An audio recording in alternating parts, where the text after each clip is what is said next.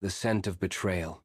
The promise. Catalina Ruiz walked through the cobbled streets of Cartagena with a smile that seemed stolen from the sun itself. She was young, intelligent, the daughter of a prosperous coffee businessman, and most of all, she was in love. Her heart beat only for one man, Sebastián Ariza, a brilliant, charismatic, ambitious lawyer and everything her family disapproved of. Their meetings were secret, wrapped in perfumed letters and stolen glances. On a moonlit balcony, one April night, he promised her, "Catalina, I swear you'll be my wife someday, no matter what the world says." And she believed him. Shadows in paradise. As the months passed, their love grew more intense, dangerously so. Catalina ignored her father's warnings, the whispers of society, even the doubts that pricked her mind like invisible needles. But Sebastián had changed.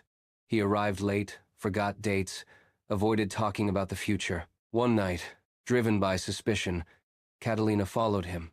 She watched him enter the Casa del Mar hotel. She saw him kiss another woman, and through a poorly closed door, she heard him say, "You're the only one, Valeria. Catalina means nothing. I just need her to seal the merger with the Ruiz family. Then I'll be done with her." Catalina's world shattered. Love turned into poison. Her soul, a storm. She had loved a fraud. The game of payback. Catalina didn't cry. Not for long. Instead, she crafted a plan. No one betrayed a Ruiz and walked away untouched. She contacted her cousin Lucia, a corporate attorney. Together, they uncovered financial irregularities, offshore accounts, tax evasion, embezzlement. But Catalina didn't want legal justice. She wanted something worse.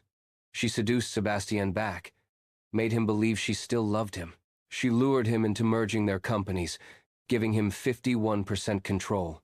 What he didn't know, the assets were inflated, the debts hidden. He fell into the trap. Free fall. The merger was signed at a luxurious gala. Sebastián toasted like a king. Catalina smiled like a queen of ice. 3 days later, auditors and banks opened investigations.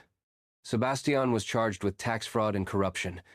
His reputation crumbled. Valeria, the mistress, left him the night he was arrested. From his prison cell, ruined and alone, Sebastián received a scented letter. "Dear Sebastián, I once said nothing else mattered. I lied. Now, you are the one who doesn't matter. Sincerely, Catalina Ruiz." Silent pain. Catalina became a respected businesswoman, untouchable and cold.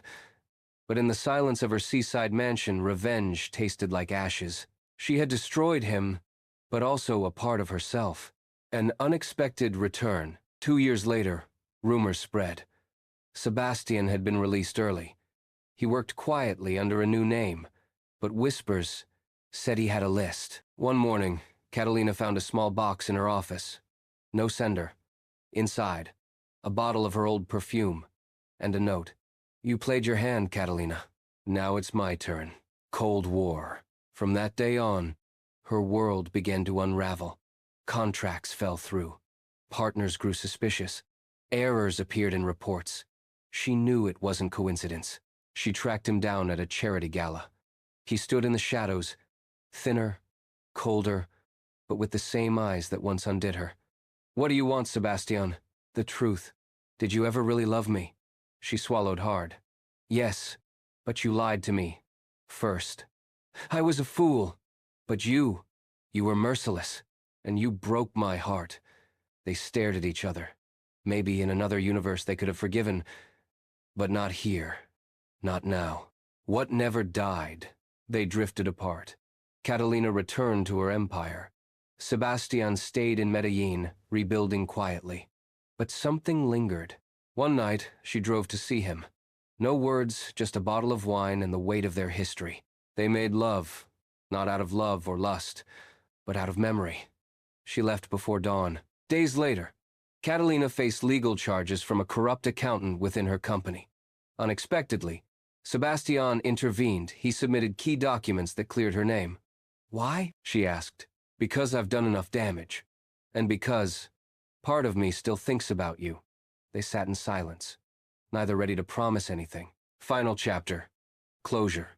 They wrote letters. Not like before. No perfume. No lies. just truths. I thought of you today, during the rain. You used to fall asleep to it. Someone asked if I'd ever truly been in love. I said yes, even if it hurt to admit it. They never reunited. They never fully healed. But somewhere, deep inside, they forgave each other. Because love mixed with lies doesn't die. It just turns into something else. And sometimes, that something is peace.